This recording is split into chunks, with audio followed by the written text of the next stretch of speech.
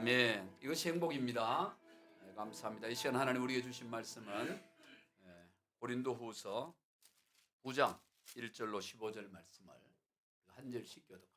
고린도후서 9장 1절로 15절 말씀을 우리가 한 절씩 교독합니다. 성도들을 섬기는 일에 대하여는 내가 너에게 쓸 필요가 없나니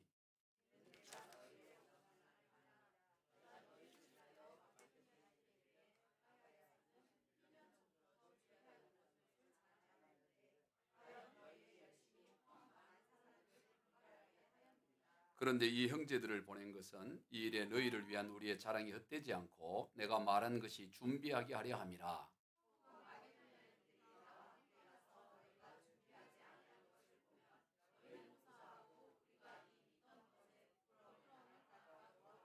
그러므로 내가 이 형제들로 먼저 너희에게 가서 너희가 전에 약속한 연보를 미리 준비하게 하도록 권면하는 것이 필요한 줄 생각하였노니 이렇게 준비하여야 참 연보답고 억지가 아니니라.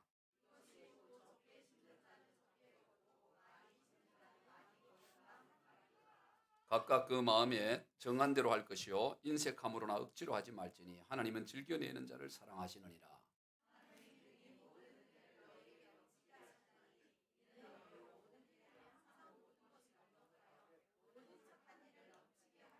기록된 바 그가 흩어 가난한 자들에게 주었으니 그의 의가 영원토록 있느니라 함과 같으니라.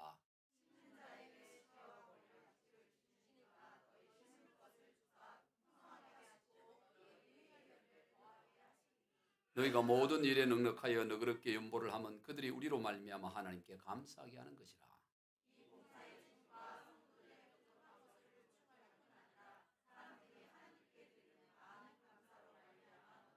이 직무로 증거를 삼아 너희가 그리스도의 복음을 진실히 믿고 복종하는 것과 그들과 모든 사람을 섬기는 너희의 후한 연보로 말미암아 하나님께 영광을 돌리고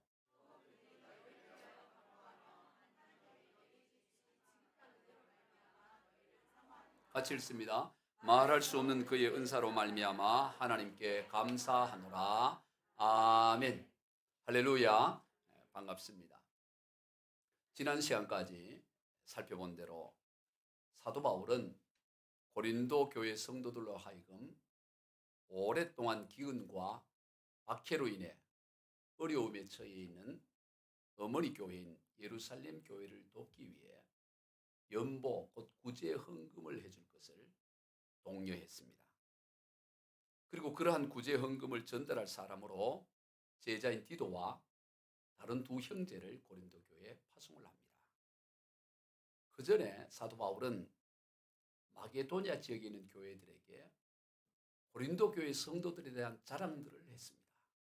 그 자랑의 내용은 그 그리스 남부에 있는 이 고린도 교회는 예루살렘 교회가 큰 어려움과 기근과 박해에 처해 있다는 사실을 알고 그들을 돕기 위해서 연보를 구제 헌금을 모으고 있다는 것을 자랑했던 것입니다. 그러니 그 이야기를 듣고 있던 그리스 북쪽에 있던 이 마게도냐 교회 성도들은 그러면 우리도 예루살렘 교회 돕기 위해 지금 어려움에 처해 있는 예루살렘 교회 성도들을 돕기 위해 우리도 연보에 참여하겠다고 하면서 동참을 했는데 힘껏 했습니다. 그저 힘에 지나도록 했다고 표현합니다. 고린도후서 8장 3절이에요. 내가 증언하노니 그들이 힘대로 할 뿐 아니라 힘에 지나도록 자원하여. 고린도 교회 성도들의 그 소식을 듣고 마게도냐 교회 성도들은 힘에 지나도록 예루살렘 교회 성도들을 돕는 데에 동참을 했던 것입니다. 이 모든 이 교회들은 바울이 개척한 교회들이죠. 그래서 모두가 그렇게 힘을 합쳐서 예루살렘 교회를 돕고자 한 것입니다. 그런데 막상 사도 바울이 고린도 교회 성도들은 이러이러하다고 자랑을 했는데 정작 그 고린도 교회는 그렇게 복음을 작정하고 그렇게 말을 해놓고는 성도들 간에 분쟁이 일어나고 다툼이 생겨나면서 그걸 실행하지 못하고 말만 그렇게 하고 있는 상황이 되었어요. 그래서 나중에 예루살렘 교회 성도들이 고린도 교회 가서 봤더니 듣던 소문과는 달리 아무런 그런 헌신과 헌금과 섬김이 없게 되면 도대체 어떻게 되겠느냐는 거죠. 부끄러움을 당할 것 아니냐 이 얘기입니다. 오늘 본문 4절입니다. 혹 마게도냐인들이 나와 함께 가서 너희가 준비하지 아니한 것을 보면 너희는 고사하고 우리가 이 믿던 것에 부끄러움을 당할까 두려워하노라. 너희도 부끄러움 당하겠지만 너희를 자랑했던 우리들도 부끄러움을 당하지 않겠느냐 하는 거예요. 그래서 제자인 디도와 다른 두 형제를 보내서 바로 이 연보를 준비하도록 하게 한다는 것이죠. 본문 5절입니다. 그러므로 내가 이 형제들로 먼저 너희에게 가서 너희가 전에 약속한 연보를 미리 준비하게 하도록 권면한 것이 필요한 줄 생각하였노니. 당연히 필요하겠지요. 우리 말에도 소문난 잔치에 먹을 것이 없다 그런 말이 있습니다. 말은 그럴듯한데 막상 실제는 별 것이 아닌 것에 대한 그런 경우를 가리키지요. 여러분, 신앙생활에 있어서 가장 경계해야 될 부분이 여기 있습니다. 디모데후서 3장 5절입니다. 경건의 모양은 있으나 경건의 능력은 부인하니 이 같은 자들에게서 내가 돌아서라. 겉으로 보기에는 신앙심도 있어 보이고 말도 참 잘하고 경건해 보이는데 실상은 가까이 가봤더니 그렇지 못한 사람들이라는 거예요. 그런 이들에 대해서는 가까이 하지 말고 돌아서고 멀리하라 그렇게 말합니다.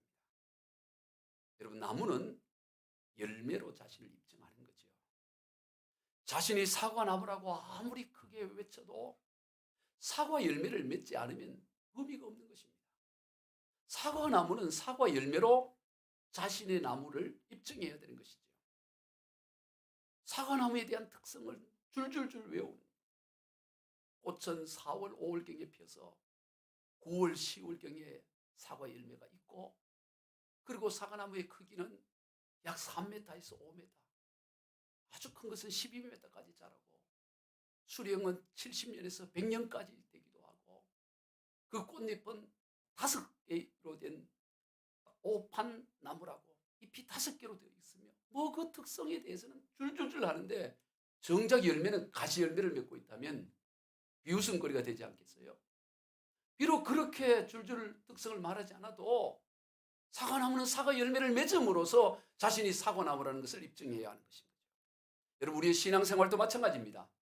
열매로 자신을 입증해야 됩니다. 예수님께서는 가장 큰 계명을 사랑이라고 말씀하셨어요. 하나님을 사랑하고 이웃을 사랑하는 것이 가장 큰 계명이다. 그렇게 말씀하셨습니다. 그래서 예수님의 제자 가운데 대표적인 이 사도 요한은 아예 하나님은 사랑이시다 그렇게 정의를 합니다. 요한일서 4장 7절 이하입니다. 사랑하는 자들아 우리가 서로 사랑하자. 사랑은 하나님께 속한 것이니 사랑하는 자마다 하나님으로부터 나서 하나님을 알고 사랑하지 아니하는 자는 하나님을 알지 못하나니 이는 하나님은 사랑이십니다. 우리 서로 사랑하자. 사랑하지 않으면 하나님 알지 못한다. 뭐 별난 걸 다 해도 사랑하지 않으면 하나님 알지 못해. 왜? 하나님은 사랑이시기 때문에. 여러분, 우리 그리스도인들이 맺어야 될 가장 분명한 열매는 사랑입니다. 사랑이라는 열매예요. 그러지 않고 서로 다투고 미워하고 서로 그냥 보기 싫어하고 그렇다면 그는 거짓말하는 사람이에요. 요한일서 4장 20절입니다. 누구든지 하나님을 사랑하노라 하고 그 형제를 미워하면 이는 거짓말하는 자니 보는 바 그 형제를 사랑하지 아니하는 자는 보지 못하는 바 하나님을 사랑할 수 없느니라. 우리가 이 계명을 주께 받았나니 하나님을 사랑하는 자는 또한 그 형제를 사랑할지니라. 아니, 육신에 보이는 그 형제도 사랑하지 않으면서 보이지 않는 하나님을 나는 뜨겁게 사랑한다? 그건 무슨 얘기냐? 그건 거짓말하는 얘기다. 그럴 수 없다고 말하는 것입니다. 그래서 예수님께서는 예수님의 제자라는 증표로 사랑을 말씀합니다. 요한복음 13장 34절 이하입니다. 새 계명을 너희에게 주노니 서로 사랑하라. 내가 너희를 사랑한 것 같이 너희도 서로 사랑하라. 너희가 서로 사랑하면 이로써 모든 사람이 너희가 내 제자인 줄 알리라. 우리가 예수 그리스도의 제자라는 것, 그리스도라는 가장 명백한 증표는 뭐 성경책을 들고 다니고 주일날 교회에 오고 헌금하고 그게 증표가 아니고 가장 명백한 증표는 물론 그것도 일종의 증표가 될 수 있지만 예수님을 안 믿어도 그렇게 행동하는 이들이 있어요. 가장 분명한 증표는 사랑하는 걸 통해서 서로 사랑하고 주님이 우리를 사랑하듯 우리도 그렇게 사랑하고, 아니 사랑이 그래 안 되면 사랑하려고 몸부림이라도 치고, 하나 왜 그렇게 사랑이 안 될까? 안타까워라도 하는 그 몸부림이 바로 우리가 예수 그리스도의 제자라는 증표라는 것입니다. 온갖 성경에 관한 지식을 줄줄 알고 있고 또 예수님이 어떤 분이신지 잘 알고 있어도 정작 그의 삶에 사랑이 보이지 않는다면 그런 그리스도의 제자는 아닙니다. 열매로 입증을 해야 됩니다. 사과나무는 사과 열매로 입증을 해야 합니다.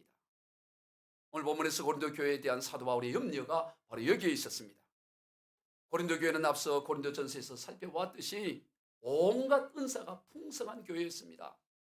방언의 은사가 있었고요, 예언의 은사가 풍성하고 병 고치는 치유의 은사, 교회에 엄청난 은사들이 나타났습니다. 풍성했습니다. 그러나 정작 이런저런 문제로 서로 갈등하고 분열하며 다투고 있었던 것입니다. 그러한 고린도 교회를 향해 사도 바울은 아주 강한 메시지를 합니다. 우리가 고린도전서 강의할 때 살펴봤습니다마는 고린도전서 13장 1절로 2절입니다. 내가 사람의 방언과 천사의 말을 할지라도 사랑이 없으면 소리나는 구리와 울리는 꽹과리가 되고, 내가 예언하는 능력이 있어 모든 비밀과 모든 지식을 알고 또 산을 옮길 만한 모든 믿음이 있을지라도 사랑이 없으면 내가 아무것도 아니요. 내가 사람의 방언과 천사의 말. 여러분, 방언을 한다는 게 굉장하죠. 오늘 우리가 말하는 룰루랄라 이런 방언이 아니라 모든 나라, 각 나라의 지방의 언어를 말하는 거예요. 그러니까 오늘 우리 시대에 영어만 잘해도 다 취직도 잘하고 이렇게 잘 길이 열리잖아요. 그런데 영어뿐만 아니라 독일어, 프랑스, 일본어, 아랍어 모든 세계 언어를 모국어처럼 그렇게 한다면 굉장하지 않겠어요? 그러나 그럴지라도 세계 모든 방언의 나라들의 말을 다 줄줄 잘한다 할지라도 사랑이 없으면 울리는 징이나 요란한 꽹과리가 될 뿐이다, 그렇게 말해요. 아무 의미가 없다는 거예요. 영어를 유창하게 해도 그냥 울리는 징, 그냥 징징 소리 내는구나, 그래요. 아무것도 아니라는 게 아무 의미가 없다는 거예요. 예언하는 능력을 가지고 온갖 신비한 지식을 갖고 모든 지식, 나아가 산을 옮길 만한 믿음, 얼마나 굉장해요. 얼마나 굉장해요. 모든 신비한 지식, 하늘의 지식, 땅의 지식 다 가지고 모르는 게 없고, 심지어 거기에다 믿음까지 있어가지고 산도 옮기는, 우면산을 저 서해 바다에 도봉산을 말이에요. 왔다 갔다. 우리는 얼마나 능력이 없는지 마스크 쓰고 케이크 촛불 불어도 불이 안 끄잖아요. 그래서 결국에는 마스크 내려고 불잖아요. 촛불도 마스크 쓰고 못 부는 우리의 인생이 산을 옮길 만한 믿음이 있으면 얼마나 굉장해요. 굉장한 거죠. 최고 중에 최고 아니겠어요? 그런데 그렇다 할지라도 사랑이 없으면 아무것도 아니다, 그렇게 말하는 거예요. 그저 사랑이 없으니까 아이고 그 의미가 좀 퇴색된다, 그렇게 말하지 않아요. 좀 가치가 떨어진다, 그런 게 아니고 아예 무가치하다, 아무런 의미가 없다, 그렇게 말씀하는 것입니다. 사랑이란 열매가 나타나야 됩니다. 그렇지 않으면 아무리 무성한 말이 있고 아무리 그렇듯한 논리와 풍성한 소문이 있어도 다 무가치한 것입니다. 그러했기에 오늘 본문에서 사도 바울은 고린도 교회 성도들 하여금 연보를 통하여, 거주의 헌금을 통하여 그들의 사랑을 보여줄 것을 요청합니다.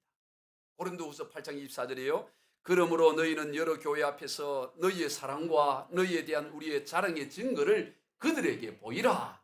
너희의 사랑의 증거를, 우리가 자랑한 그 증거를 나타내 보이라는 것입니다.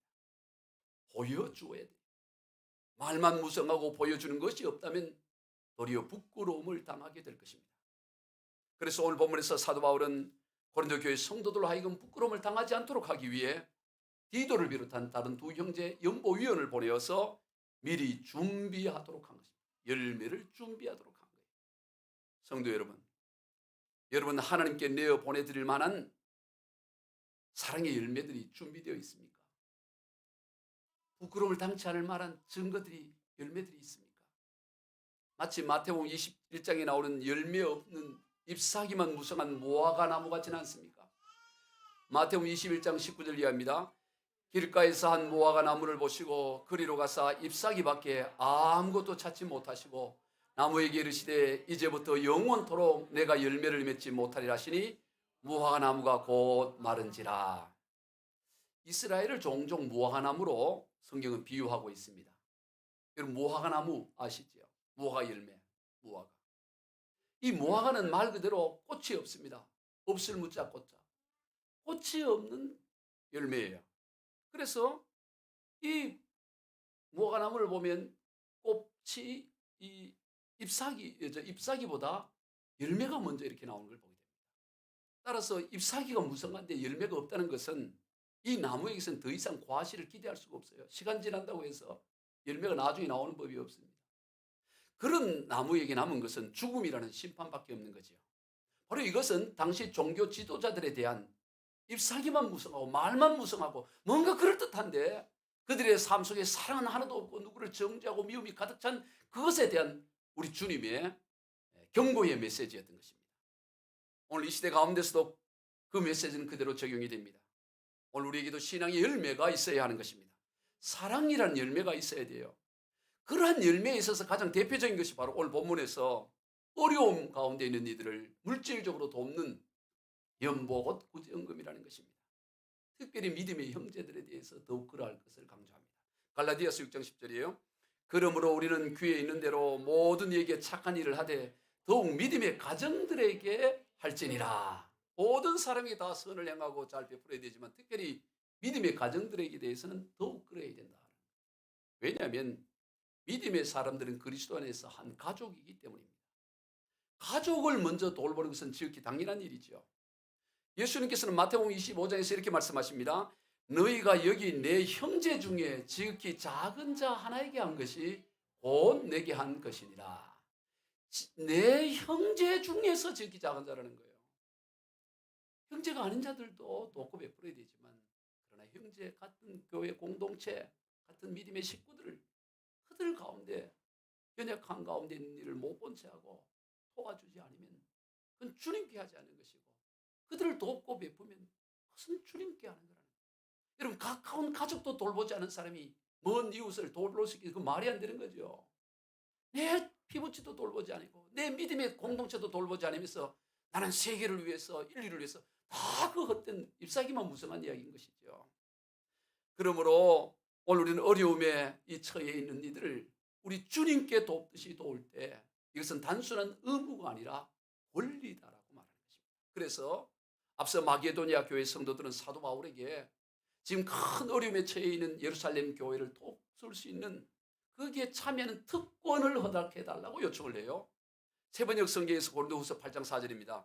그들은 성도들을 구제하는 특권에 동참해 달라고 우리에게 간절히 청하였습니다. 마게도냐에서 예루살렘까지는 수백 수천里떨어져 있어요. 얼굴도 본 적이 없습니다.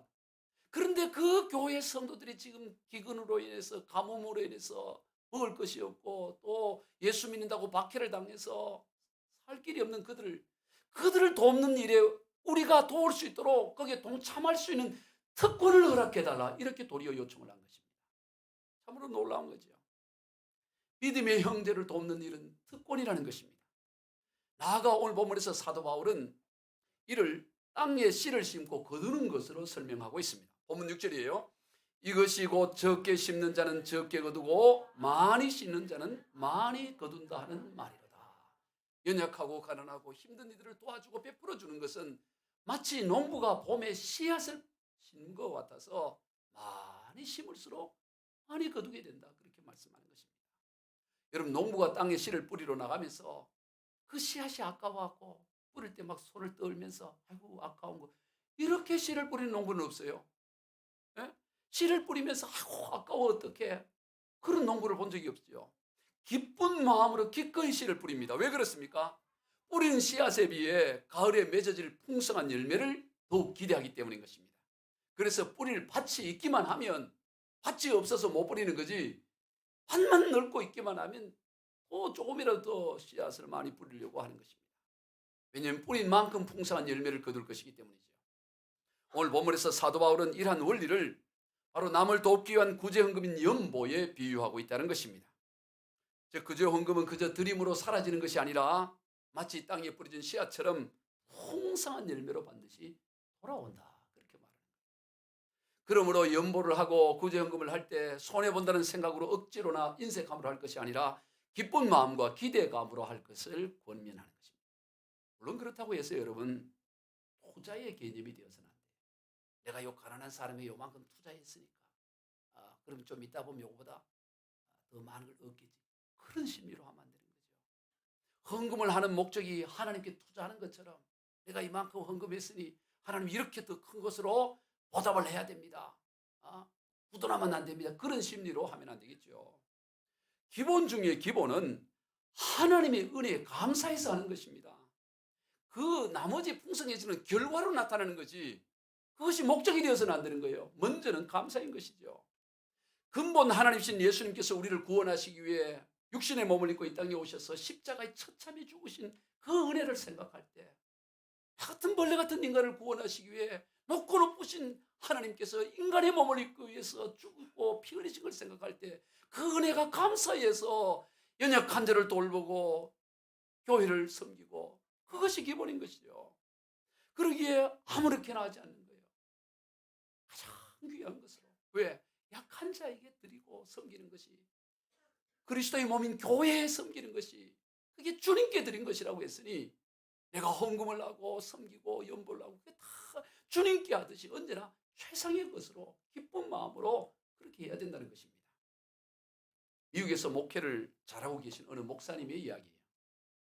어느 날 그 교회 여전도 회장님이 목사님을 찾아와서 목사님 다음 주일날 광고를 해주세요 그렇게 부탁을 했습니다. 그 광고의 내용이 무엇입니까? 그랬더니 다음에 교회 올 때 교인들 하여금 전부 빈손으로 오지 말고 집에 있는 빈병이라든가 그 폐품 또 뭐 신문 다 보고 난 것 이런 것들 다 가지고 교회에 가지고 오라는 거예요. 그걸 왜 교회에 가지고 오라는 거예요? 그걸 팔아가지고 교회 사업을 하고자 한다는 거예요. 그러자 목사님께서 회장님 하나님께 바치는 것은 먼저 잘라서 바치는 거지 나중에 다 쓰고 나서 폐품 팔아서 하나님 일을 하는 거 아닙니다. 그렇게 얘기를 했어요. 그랬더니 이 회장이 하나님을 일을 하는데 지금 돈이 모자라서 그러니 그 광고 해달라고 간곡하게 부탁을 하는 거예요. 그래서 목사님이 잘 알겠습니다 하고 이제 다음 주일날 광고를 하는데 성도 여러분 집에 있는 빈병이나 폐품이나 다분 신문지나 이런 거 있으면 교회 가져오시기 바랍니다. 그것을 모아 팔아서 우리 여전도 회장님 살림살이 좀 보탤까 합니다. 그 용돈 좀 드리려고 하니까 다 가지고 오시고 그리고 이렇게 광고를 한 거예요. 광고가 끝나고 예배 끝나니까 이 여전도 회장이 길길이 뜨는 거죠. 아니 어떻게 저를 어떻게 보고 그런 소리를 하십니까? 어떻게 제게 그런 모욕을 주십니까? 제가 거지로 보입니까? 하면서 막 자존심 상해. 저는 더 이상 이제 교회 안 나오고 이제 교회 끊습니다. 오늘 끝입니다. 이러고 간 거예요. 그러자 목사님이 그래 말하니까 웃으면서 회장님 그 빈병 팔아가서 모은 돈으로 회장님이 쓰면 자존심 상하고 하나님이 쓰시면 하나님은 자존심 안 상하십니까? 하나님도 자존심이 없는 줄 아세요? 이렇게 한 거예요. 목사님도 뒤로 안 물러서고 그러니까 이 여전도 회장이 삐쳐갖고 정신도 안 먹고 가버린 거야. 김밥도 안 먹고 그래. 가서 집에 가서 막 씩씩 화가 나는 거지. 이거 뭐 어떻게 나를 그래 막 화가 막 주체를 못하는 거야. 근데 저녁에 밤이 되어 잠을 드는데 밤에 꿈에 천국을 가게 된 거예요. 천국을 갔더니 저기 집이 얼마나 좋은지 금은 보석으로 황금으로 어느 권사님의 집, 아무개 집사님 집, 교회 그 성도들의 집들이 너무너무 좋은 거예요. 근데 자기 집은 아무리 찾아봐도 안 보여. 그래서 내 집은 어디 있냐고 갔더니 그 천국 동네가 제일 끝나는 그 개울가 그 아랫동네에 아랫마을에 하고 보니까 이 유리 조각으로 기둥을 만들어 놓고 신문지로 벽지를 만들어 놓은 그 허름한 게 있는 거야. 그래 봤더니 거기에 자기 이름이 대문짝처럼 써 있는 거예요. 그래서 그거 보고 깜짝 놀라 깨어난 거야. 그리고 바로 그 자리에서 그 얘기를 한 거예요. 하나님 죄송합니다. 내가 하나님을 이렇게 그리고 다음 날 목사님한테 전화가 왔고 목사님 제가 정말 죄송합니다. 목사님 사모님 저 방배 사거리 설렁탕 집에 오면 내가 저 식사 안 됐다고 그래 내가 설렁탕 한 세 대접해 드렸 그 마음 상하게 제도가 그래가지고 이분이 그때부터 정신 차리고 열심히 신앙생활 잘하고 아들 딸 7 낳고 잘 살았다 그런 얘기가 있어요. 여러분 우리 그리스도인의 섬김은 그저 동양하듯 하는 거 아니에요. 헌금도 그렇고요. 헌신도 그렇고요. 연약한 자를 돕고 베푸는 것도 감사함과 감격으로 하는 거지 마지못해 의무감으로 동양하듯 그렇게 하는 것 아닙니다. 그리고 하나님을 향한 감사와 사랑은 하나님의 형상인 사람을 향해서 예수 그리스도의 몸인 교회를 통해서 나타나게 되는 거예요. 그랬을 때 결과적으로 하나님께서는 풍성함으로 채워주신다는 것입니다. 바로 목적이 아닌 결과인 것이죠. 그러므로 우리는 인색함이나 억지로 할 것이 아니라 마음의 정한 대로 즐거움으로 하는 겁니다. 오늘 본문 7절이에요. 각각 그 마음에 정한 대로 할 것이요 인색함으로나 억지로 하지 말지니 하나님은 즐겨내는 자를 사랑하시느니라. 여러분 이것을 세번역 성경은 이렇게 번역했어요. 각자 마음에 정한 대로 행하고 아까워하면서 내거나 마지못해서 하는 일은 없어야 합니다. 하나님께서는 기쁜 마음으로 내는 사람을 사랑하십니다. 아까워해서 손 떨면서 그런 거 하지 말아요. 그러려면 하지 마라. 그러니까 기쁨 감사한 마음으로 해야 된다. 하나님의 은혜에 감사해서 더욱더 풍성함으로 채워주실 그 하나님의 은혜를 기대하며 기쁜 마음으로 헌금을 하기도 하고 연약한 자들을 도와줘야 된다는 거예요. 그럴 때 하나님의 약속이 있어요. 8절입니다. 하나님이 능히 모든 은혜를 너희에게 넘치게 하시나니 이는 너희로 모든 일에 항상 모든 것이 넉넉하여 모든 착한 일을 넘치게 하려 하심이라. 우리가 그렇게 살아갈 때 하나님은 우리에게 넘치도록 주셔가지고 착한 일을 넘치게 할 수 있도록 그렇게 만들어 주신다는 것입니다. 이게 놀라운 하나님의 역사예요. 여러분 나누어 주고 베풀어 주고 헌금하고 섬기고 그랬더니 가난해져 버렸다. 그런 사람이 없어요. 눈 씻고 찾아도 그런 사람 없습니다. 남에게 식사 대접했더니 우리 집안이 망했다. 그런 게 없어요. 누가 밥 한 그릇 잘 사줬더니 오늘 부도났다. 그런 법이 없어요. 남을 섬기고 베풀어서 약해지는 법이 없습니다. 하나님이 살아계시기 때문이에요. 하나님은 그렇게 하지 않습니다. 하나님께서는 분명한 약속을 하신 바가 있어요. 누가복음 6장 38절입니다. 주라 그리하면 너희에게 줄 것이니 곧 후히 되어 누르고 흔들어 넘치도록 하여 너희에게 안겨주리라. 하나님의 약속이 있습니다. 왜 우리가 남에게 섬기고 베푸는데 가난해지지 않느냐? 하나님이 계시기 때문에.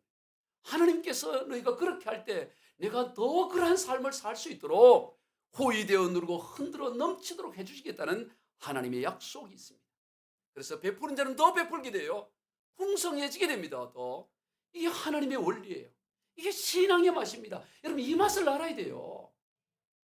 오늘 보면 10절입니다. 심는 자에게 씨와 먹을 양식을 주신 이가 너희 심을 것을 주사 풍성하게 하시고 너희의 의의 열매를 더하게 하시리니. 이를 세번역 성경에서는 심는 사람에게 심을 씨와 먹을 양식을 공급하여 주시는 하나님께서 여러분에게 씨를 마련하여 주시고 그것을 여러 갑절로 늘려주시고 여러분의 의의 열매를 증가시켜 주실 것입니다. 아멘. 씨앗을 잘 심어 농부와 씨를 너무 잘 심어요. 그러면 주인은 그 농부에게 그걸 더 잘할 수 있도록 더 풍성하게 채워서 그 일을 감당할 수 있도록 해주신다는 것입니다. 여러분 하나님에게는 부족함이 없어요. 하나님에게 무슨 양이나 소가 필요하겠어요? 무슨 하나님이 뭐 양갈비, LA 소갈비 뭐 그게 뭐가 필요하겠어요? 하나님이 뭐 금이나 은이나 돈이 뭘 필요하겠습니까? 뭐 하나님이 뭐 점심 저녁 거리 만들러 뭐 마트를 가야 돼요. 뭐 카드가 필요해 돈이 뭐 아무 필요 없어요. 아니, 모든 것이 다 하나님의 것인데.